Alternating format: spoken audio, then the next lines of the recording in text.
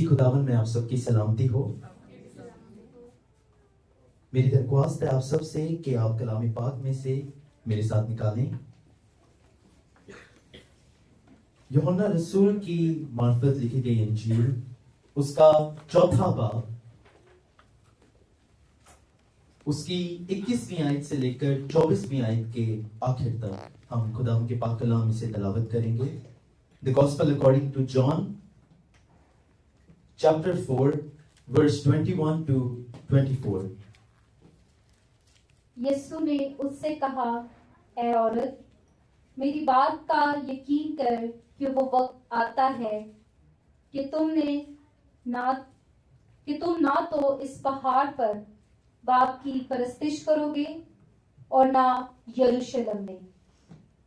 तुम जिसे नहीं जानते उसकी परस्तिश करते हो, हम जिसे जानते हैं उसकी परस्तिश करते हैं, क्योंकि नजात यहूदियों में से है। मगर वो वक्त आता है, बल्कि अब ही है, कि सच्चे परस्तार बाप की परस्तिश रूह और सच्चाई से करेंगे, क्योंकि बाप अपने लिए ऐसे ही परस्तार ढूंढता है।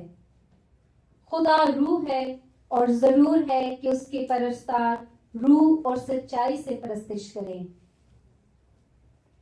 आमीन। तशरीफ रखें।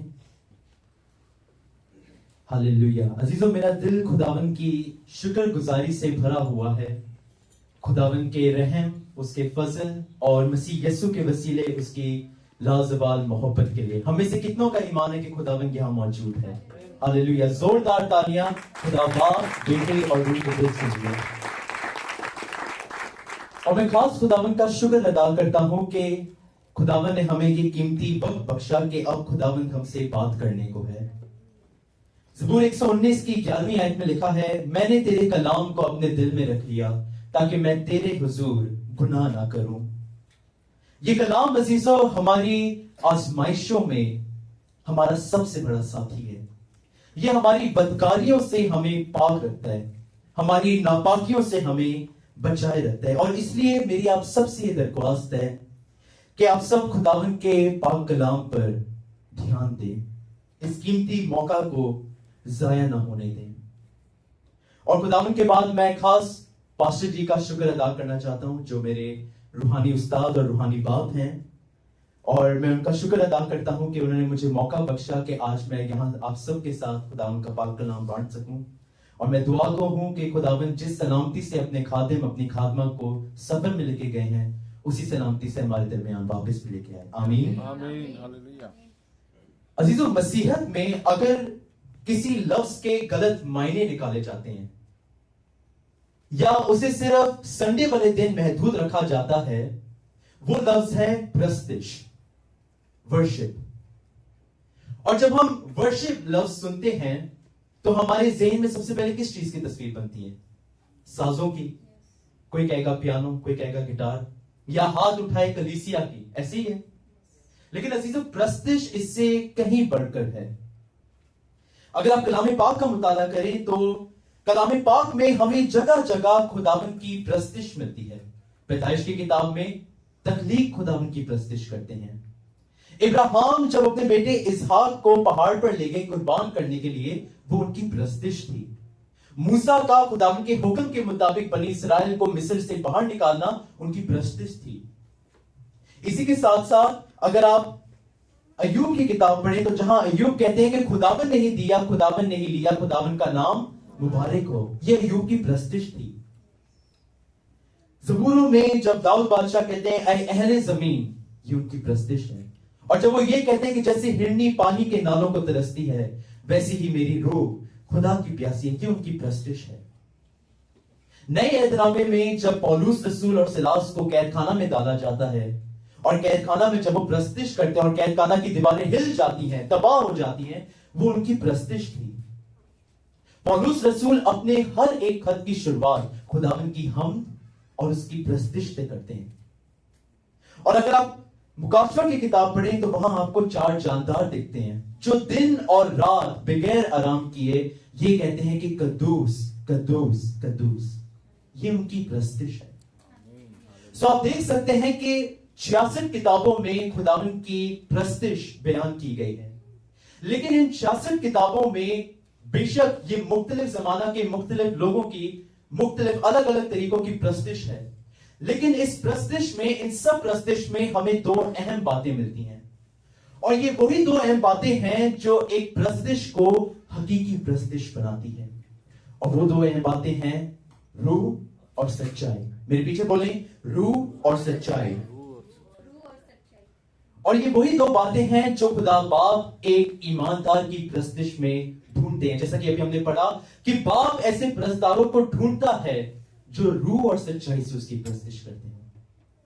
और इसलिए अजीजों, आज हम खुदावन के पाक कलाम में से चंद ऐसी बातों को देखेंगे और सीखेंगे जिसके वसीला से हम ये जानेंगे कि प्रस्तिश का मतलब क्या है, कि प्रस्तिश होती क्या है। हम ये जानेंगे कि प्रस्तिश क्यों करनी चाहिए, प्रस्तिश का मकसद क्या है, रूह और सच्चाई से प्रस्तिश करने का मतलब क्या है, और आखिर में हम ये सीखेंगे कि रूह और सच्चाई से प्रस्तिश कैसे की जाती है। आमीन, हालेलुया, हालेलुया। अजीजों, लफ्ज प्रस्तिश जो कि यूनानी जुबान का लफ्ज प्रोस्कुनेओ से निकला है, ये इसके मायने हैं कि जब आप किसी चीज या शख्स को अपने ख्याल या अमल के जरिए से इज्जत देते हैं, एहतराम देते हैं। और कदीम जमाना में जब कोई नौकर अपने मालिक के हाथ चूमता था या उसके कदमों में गिर जाता था, वो उसकी वर्शिप थी, वो उसका प्रस्तिश करना था। और रूहानी आलम में जब मैं और आप गुनाहगार खुदाए पाक को जलाल देते हैं, इज्जत देते हैं, ये हमारी प्रस्तिश है। लेकिन क्या प्रस्तिश करना जरूरी है? बताएं, क्या प्रस्तिश करना जरूरी है? क्यों क्यों प्रस्तिश करना जरूरी है? सबसे पहला रीजन, प्रस्तिश करना इसलिए जरूरी है क्योंकि ये खुदावन का हुक्म है। खुदावन अपने बंदा मूसा के जरिए बनी इस्राएल पर ये हुक्म जारी करते हैं कि तुम खुदावंद अपने खुदा का खौफ मानना और उसी की इबादत करना। और इसी चीज का जिक्र खुदावन यीशु मसीह अपनी आजमाइश में भी करते हैं। जब खुदावन यीशु मसीह आजमाए जा रहे थे बियाबान में, तो खुदावन यीशु मसीह शैतान को कहते हैं कि ऐ शैतान दूर हो, क्योंकि लिखा है कि तू खुदावंद अपने खुदा को सिजदा कर और सिर्फ उसी की इबादत कर। तो सबसे पहली वजह प्रस्तिश की यह है क्योंकि ये खुदावंद का हुक्म है। दूसरा मकसद प्रस्तिश करने का यह है क्योंकि यही हम इंसानों का मकसद है। ज़बूर 33 की पहली आयत में लिखा है, हम करना रासबाजों को ज़ेबा है। अब मिसाल के तौर पर ये मोबाइल फोन जो है, ये किस चीज के लिए इस्तेमाल होता है? बातचीत करने के लिए, ऐसे ही है। अब अगर इस मोबाइल फोन को मैं उठाऊं और इसके साथ चावल खाने लग जाऊं, कैसा लगेगा? या अगर मैं इस मोबाइल फोन से कील ठोकने लग जाऊं, तो ये तो टूट जाएगा। क्यों? क्योंकि वो इस मकसद के लिए नहीं बना। उसी तरीके से अजीजों, ना कि सिर्फ हम बल्कि ये पूरी कायनात खुदावन की प्रस्तिश के लिए बनी है। इनका मकसद ही खुदावन की प्रस्तिश करना है। हालेलुया। पाम संडे वाले दिन जब खुदावन यीशु मसीह लाडू के बच्चे पर सवार होकर यरूशलेम में दाखिल हो रहे थे और लोग होशाना के नारे मार रहे थे, होशाना कह रहे थे, और खुदावन यीशु मसीह के आगे डालियां बिछा रहे थे, कपड़े बिछा रहे थे, तब 5 फरीसी आए और खुदावन यीशु मसीह को कहने लगते हैं कि तुम इनको डांट, ये गलत है, तू इनको डांट। खुदावन यीशु मसीह कहते हैं कि अगर ये चुप कर गए तो पत्थर चिल्ला उठेंगे। हालेलुया। यानी हमारे खुदावन ने जिस हमको जो बनाया है वो प्रस्तिश के लिए बनाया, लेकिन अगर हम चुप कर जाएं तो ये पत्थर, ये पहाड़, ये नदियां उसकी प्रस्तिश में गूंज उठेंगी। हालेलुया। जोरदार तालियां खुदावन के लिए। तो पहला मकसद ये है कि ये खुदावन का हुक्म है। दूसरा, क्योंकि यही हमारा मकसद है। तीसरा, क्योंकि खुदावंद इस लायक है। ज़बूर 100 में दाऊद बादशाह जब खुदावंद की शुक्रगुजारी करते हैं तो वो कहते हैं, ऐ अहले ज़मीन सब खुदावंद के हुजूर, और वो आगे अपनी शुक्रगुजारी बयान करते हैं। और आखिर में वो ये कहते हैं कि क्यों मैं खुदावंद की शुक्रगुजारी करता हूं? क्योंकि खुदावंद भला है, उसकी शफकत अबदी है और उसकी वफादारी खुश दर खुश रहती। यानी खुदावंद ही की जात, उसी की सिफात, मसीह यीशु के वसीला से उसका रहम और उसका फजल, उसके ये सब काम हमें उसकी प्रस्तिश में झुका देते हैं। तो सबसे पहला रीजन है खुदावंद का हुक्म। दूसरा क्योंकि हमारा मकसद है, और तीसरा और आखिरी वजह क्यों हमें प्रस्तुत करनी चाहिए, क्योंकि खुदावन खुदा इस लायक है। अब अगर आप आज के मरकजी हवाला पर गौर करें, बल्कि अगर आप इस पूरे हवाला पर, इस पूरे बाब पर अगर आप गौर करें, तो हमें नजर आता है कि खुदावन यीशु मसीह गलील को रवाना होते हैं। जैसे खुदावन यीशु मसीह को इस बारे में पता चल जाता है कि फरीसियों को मालूम हो गया कि यीशु बपतिस्मा दे रहे हैं और यूहन्ना से ज्यादा शागिर्द बना रहे हैं, तो खुदावन यीशु मसीह गलील को रवाना हो जाते हैं। और लिखा है कि उसको सामरिया में से होकर जाना जरूर था। और सामरिया में खुदावन यीशु मसीह की मुलाकात एक सामरी औरत से होती है, और वहां पे खुदावन यीशु मसीह उसके साथ बातचीत शुरू करते हैं। और खुदावन यीशु मसीह उसको कहते हैं कि मैं जिंदगी का पानी हूं। फिर आगे जाते खुदावन यीशु मसीह उसको कहते हैं कि जा अपने शौहर को बुला।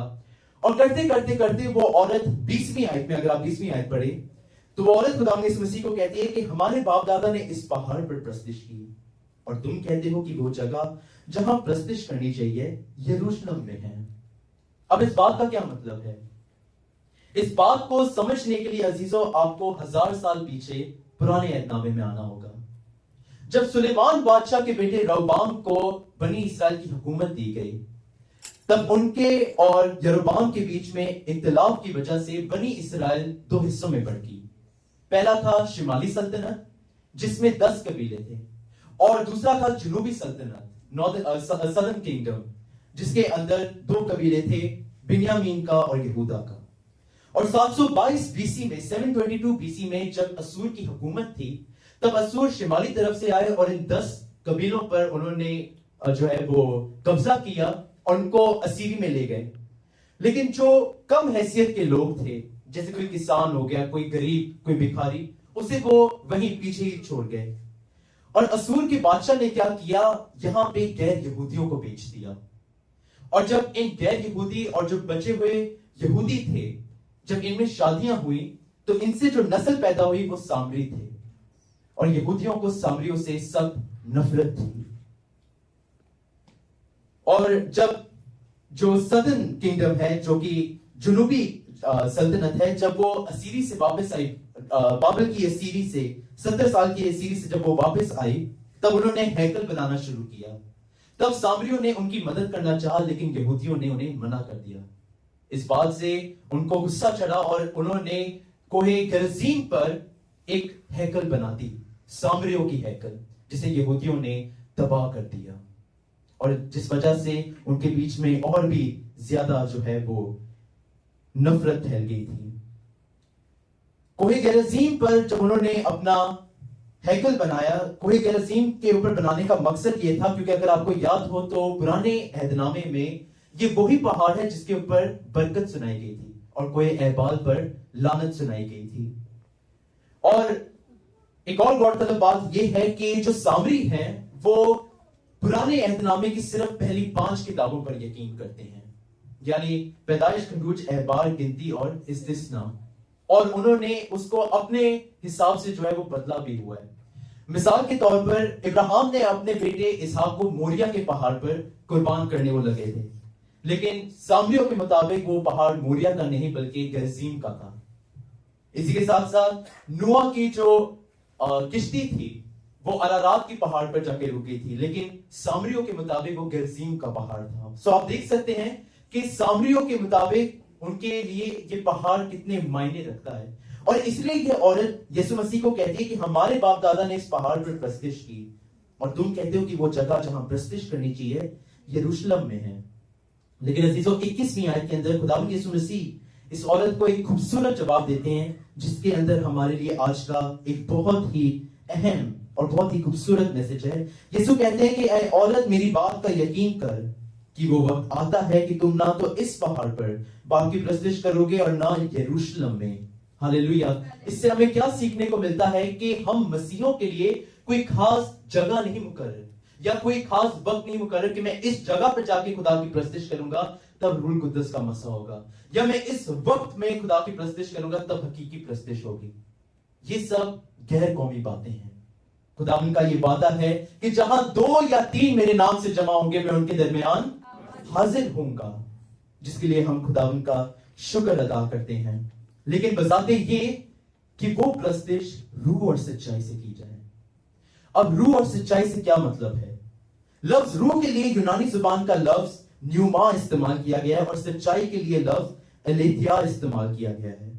रूह से प्रस्तुत करने का मतलब यह है कि अपने बातिन से, अपने पूरे दिल से खुदावन की प्रस्तुत करना। जैसे कि दाऊद बादशाह ज़बूर 103 की पहली आयत में कहते हैं, ऐ मेरी जान खुदावन को मुबारक है और जो कुछ मुझ में है, यानी मेरा माइंड, मेरे इमोशन, मेरी विल, मेरा दिल, मैं पूरे दिल से खुदावन की प्रस्तुत करूं। सिर्फ मैं अपने जिस्मानी तौर से नहीं, मेरी जान, मेरी रूह, सब कुछ जो मुझ में है, अंदरूनी बातिन मेरा, वो खुदावन की प्रस्तुत करे। यह है रूह से प्रस्तुत करना। और सच्चाई से प्रस्तुत करना है जब आप पाक रूह की रहनुमाई में रहते हुए उन बातों को याद करते हैं जो कलाम में और मसीह यीशु के वसीला से हम पर जाहिर हुई। हम जो इंजील पढ़ रहे हैं वो कौन सी इंजील है? यूहन्ना की इंजील। यूहन्ना अपनी इंजील में खुदावन के पाक कलाम को सच्चाई कहते हैं, कहते हैं कि तेरा कलाम सच्चाई है। पाक रूह को सच्चाई की रूह बोला गया है। और इसी के साथ साथ खुदावन यीशु मसीह को भी सच्चाई बोला गया, जहां पे खुदावन यीशु मसीह कहते हैं कि राह और हक और जिंदगी मैं हूं। अब सवाल यह है कि हम कैसे रूह में प्रस्तुत कर सकते हैं। तो सबसे पहला नुक्ता रूह में प्रस्तुत करने का, नए सिरे से पैदा होना। पौलुस रसूल कहते हैं कि क्या तुम नहीं जानते कि तुम्हारा बदन जो है वो रूह कुद्दस का मक़दस है। पुराने अहदनामे में बनी इस्राएल खेमा इज्तिमा में खुदावन की प्रस्तुत करते थे। उसके बाद सुलेमानी हैकल में खुदावन की प्रस्तुत करते थे। आज हैकल नहीं है। आज की हैकल कौन है? ईमानदार, हम। लेकिन हम हैकल कब बनते हैं? जब हम नए सिरे से पैदा होते हैं। हालेलुया। जब हम नए सिरे से पैदा होते हैं और पाक रूह इस बदन में आके बसते हैं, जब ये बदन खुदावन की हैकल बनती है, तब हम रूह से प्रस्तुत कर सकते हैं। तो सबसे पहला नुक्ता है रूह से प्रस्तुत करना। दूसरा नुक्ता, शिकस्ता दिल से खुदावन की प्रस्तुत करना। ज़बूर 51 की 7वीं आयत में लिखा है कि शिकस्ता रूह खुदा की कुर्बानी है। जब मैं और आप, जिस प्रस्तुत में मैं और आप खुदा को बढ़ाते हैं, उसी प्रस्तुत में अपने आप को कम करना, छोटा करना, पस्त करना जरूरी है। खुदावन यीशु मसीह कुछ लोगों की दिल को जानकर कि वो अपने आप को बड़ा रासपास समझते हैं, खुदावन यीशु मसीह उनको एक तमसील सुनाते हैं कि दो लोग हैकल में दुआ मांगने जाते हैं, एक फरीसी और एक महसूल लेने वाला। फरीसी कहता है, अपने जी में कहता है कि अरे खुदा, मैं तेरा शुक्र अदा करता हूं कि बाकी आदमियों की तरह या इस महसूल लेने वाले की मानंद नहीं हूं। लेकिन महसूल लेने वाला आंख भी नहीं उठाता आसमान की तरफ और छाती पीट पीट कर कहता है कि अरे खुदा, मुझ गुनाहगार पर रहम कर। हमारी प्रस्तुत में शिकस्ता दिली होना बहुत जरूरी है, क्योंकि याद रखें, जैसा कि अभी हमने गीत भी गाया कि मैं कुछ भी नहीं हूं तेरे सिवा। यीशु का ये वादा है कि जो डाली मुझ में कायम रहेगी वो फल लाएगी, क्योंकि मुझसे जुदा होकर तुम कुछ नहीं कर सकते। तो दूसरा नुक्ता है शिकस्ता दिल से खुदा की प्रस्तुत करना। तीसरा नुक्ता, प्रस्तुत को जीना। ये मेरा फेवरेट पॉइंट है, प्रस्तुत को जीना। पौलुस रसूल कहते हैं, अपने बदन को ऐसी कुर्बानी होने के लिए पेश करो जो जिंदा और पाक और खुदा को पसंदीदा हो। और इसी तो प्रस्तुत सिर्फ ये 2 घंटे नहीं होते। इन 2 घंटों के बाद जो आप आने वाले दिनों में, जो 24 घंटों में आप करते हैं, वो आपकी प्रस्तुत है। जैसे कि मैंने आपको शुरू में बताया कि प्रस्तुत सिर्फ साजों का नाम नहीं है। प्रस्तुत जो है वो जीने का एक नाम है, जीने का एक तरीका है। और अगर आप यहां 2 घंटे खुदावन के आगे हाथ उठाते हैं, दुआ करते हैं, गैर जुबान में दुआ करते हैं, लेकिन बाहर आपकी जिंदगी गुनाह में है, तो फिर अजीजों वो प्रस्तुत नहीं, वो कुछ और है। और इसका सबसे बड़ी मिसाल अगर मैं आपको देना चाहूं तो वो है पेरेंट्स टीचर मीटिंग। हमें से कितने लोगों का तजुर्बा है जब हमारे माँ बाप हमारे उस्तादों से मिलते हैं? रिपोर्ट कार्ड वाला दिन, हाथ उठा के बताएं। दुनिया का सबसे खतरनाक दिन। और ये वो दिन है जहां पे जूते, हैंगर, चप्पल, बेल्ट, इन सब का मकसद ही बदल जाता है। और इनका मकसद एक ही होता है कि आपको कुट लगाएं। जब पेरेंट्स टीचर मीटिंग होती है तो एक बच्चा अपने माँ बाप, जितना भी वो शरारती हो, अपने माँ बाप के सामने बड़ा शरीफ बन जाता है। और किताबों को तो वो ऐसे सीने से लगा देता है जैसे बस पढ़ाई है, उसके अलावा और कुछ भी नहीं है। लेकिन क्या उससे उसकी रिपोर्ट बदल जाएगी? नहीं। उसी तरीके से अजीजों, पाक रूह ने मेरे दिल में डाला कि हम एवरी संडे या फ्राइडे यहाँ पे जो आते हैं वो सिर्फ हमारी इबादत नहीं, हमारी पेरेंट्स टीचर मीटिंग होती है। पाक रूह जो है हमारे पूरे हफ्ते की रिपोर्ट खुदा बाप के आगे पेश करते हैं। मिसाल के तौर पर यिर्मयाह ने पूरे हफ्ता दुआ नहीं की, यिर्मयाह ने दुआ नहीं की, गुनाह में पड़ा रहा, प्रस्तिश नहीं की, बाइबल नहीं पढ़ी, और यहाँ पे आके अगर मैं खुदावन के हुजूर आंखें बंद करके हाथ उठाकर अगर मैं गीत ज़बूर गा रहा हूं, तब ये बात मुझ पे वाज़ेह होती है कि ये होंठों से तो मेरी प्रस्तिश कर रहा है लेकिन इसका दिल मुझसे दूर है। तो तीसरा नुक्ता है प्रस्तिश को जीना। चौथा नुक्ता, एक दूसरे से मोहब्बत रखना। जब हम प्रस्तिश करते हैं तो इब्रानियों के मुसन्निफ के मुताबिक हम खुदावन के हुजूर अपना नजराना गुजरानते हैं, ऐसा ही है। लेकिन खुदावन यीशु मसीह कहते हैं कि अगर तू कुर्बानगाह पर अपना नजराना गुजरानता हो, अपनी नजर गुजरानता हो, और तुझे याद आए कि तेरे भाई को तुझसे कुछ शिकायत है, तो पहले जाकर अपने भाई से मिलाप कर। ईद पेंटिकॉस्ट के दिन जब कलीसिया जमा हो गई थी, तो जब मैं उसकी यूनानी मतलब को देख रहा था कि जमा होने का क्या मतलब है, तो उसके जो मायने निकले वो ये नहीं था कि सिर्फ वो जिस्मानी तौर से जमा हो गए, मतलब वो सब ख्याल में, सब इरादे में, जोश में, दिल में, वो सब एक थे। और जब वो एक थे तब रूह कुद्दस नाजिल हुआ था। और मैं ये बात ईमान से कह सकता हूं कि अगर वो एक ना होते तो रूह कुद्दस नाजिल ना होता। उनका एक होना जरूरी था। हम जब यहाँ प्रस्तिश करने आते हैं अजीजों, अगर आपको याद आता है कि आपका कोई भाई या बहन है जिसे आपने आज माफ नहीं किया, तो खुदावन का कलाम आपको ये मौका बख्शता है कि आप खुदावन के हुजूर उसकी माफी मांगे और दिल से उसे माफ करें, क्योंकि तभी आप रूह से प्रस्तिश कर पाएंगे। तो सबसे पहला नुक्ता है नए सिरे से पैदा होना। मेरे पीछे बोले, नए सिरे से पैदा होना, शिकस्ता दिल से खुदा की प्रस्तिश करना, प्रस्तिश को जीना, और एक दूसरे से मोहब्बत रखना। ये थे रूह से खुदा की प्रस्तिश करना। अब बढ़ते हैं सच्चाई की तरफ। कैसे हम सच्चाई से खुदा की प्रस्तिश कर सकते हैं? तो सबसे पहला नुक्ता सच्चाई से प्रस्तिश करने के लिए है पाक रूह के साथ रिफाकत। मैं चाहूंगा कि आप सब मेरे साथ एक हवाला निकालें, यूहन्ना की इंजील उसका 14वां बाब और उसकी 26वीं आयत, जहां पे खुदावंद यीशु मसीह कहते हैं, लेकिन मददगार यानी रूह कुद्दस जिसे बाप मेरे नाम से भेजेगा, वो ही तुम्हें सब बातें सिखाएगा और जो कुछ मैंने तुमसे कहा है वो सब तुम्हें याद दिलाएगा। खुदावंद के कलाम हमारी प्रस्तिश की बुनियाद है, लेकिन इसका मुझ पर कोई असर नहीं अगर मेरी पाक रूह के साथ रिफाकत नहीं है। क्योंकि याद रखें, बगैर पाक रूह के मैं खुदावंद के कलाम के भेदों को, मुकाशफात को कभी नहीं समझ सकता। खुदावंद का कलाम में उसको अमली तौर पर नहीं लेके आ सकता जब तक पाक रूह के साथ मेरी रिफाकत ना हो। तो सबसे पहला नुक्ता है पाक रूह के साथ रिफाकत रखना। दूसरा नुक्ता, दिन और रात कलाम पर ध्यान लगाना। यशवा की किताब में लिखा है कि शरीयत की ये किताब तेरे मुंह से ना हटे, बल्कि तुझे दिन और रात उसका ध्यान हो, क्योंकि तभी तुझे इकबालमंदी की राह नसीब होगी और तू खूब कामयाब होगा। एक आम आदमी दिन में 4 से 5 दफा खाता है, और हम देसियों का तो सिस्टम ऐसे, हम तो 2-2 बजे तक लंच कर रहे होते हैं, सुबह के 2 बजे, दोपहर के नहीं। यानी हमें इतनी खाने की जो है वो तलब होती है, हमारे जिस्म को इतना खाना चाहिए होता है। क्यों? क्योंकि खाने के वसीला से उसे जोर मिलता है, वो चल फिर पाता है। अगर खाना नहीं हमें मिलेगा तो हम कमजोर पड़ जाएंगे। ऐसा ही है। उसी तरीके से अजीजों, हमारी रूहानी जिंदगी में हमारी रूहों को इस खुराक की जरूरत है, इस खुराक की जरूरत है ताकि हमारी प्रस्तिश में जोर आए। आमीन। इस खुराक को हर रोज, ना कि सिर्फ संडे या मंडे को ले लिया तो उसके बाद ट्यूसडे वेडनेसडे भूल गए, हर रोज उस पर ध्यान लगाना। इवन अगर आप अपने बिस्तर पर लेटे भी हो, कुछ देर इसको अप्लाई करके देखें। कुछ देर अपना मोबाइल फोन साइड पर रखकर सोचें कि मैंने पूरे दिन में क्या किया है।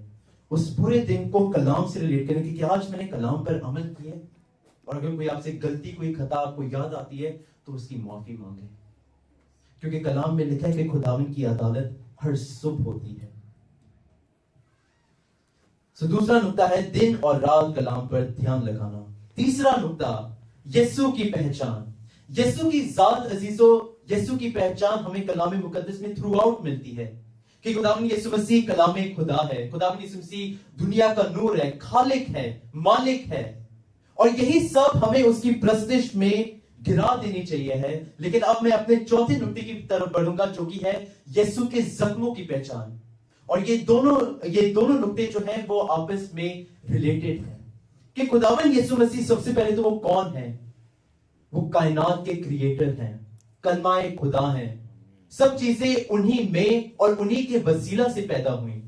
लेकिन इतने बड़े ओहदे पर होने के बावजूद भी जो हमें वैसे ही उनकी प्रस्तिश में गिरा देती है, उनकी जात, उसके बावजूद भी खुदावन यीशु मसीह जमीन पर आए और कलाम में लिखा है कि मेरे और आपके लिए सलीबी मौत गवारा की ताकि मैं और आप बच सकें।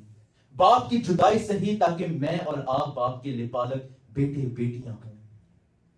और पास्टर आरिफ भट्टी खुदावन के खादिम इस बात का जिक्र करते हैं कि जब हमें इस बात की पहचान हो जाती है कि यीशु कौन था और कौन होते उसने हमारे लिए क्या किया, तो हमारे अंदर प्रस्तिश का एक समुद्र होता है, वो उमंड आता है और वो हमें प्रस्तिश की इंतहा तक ले जाता है। हालेलुया, जोरदार तालियां खुदा के लिए।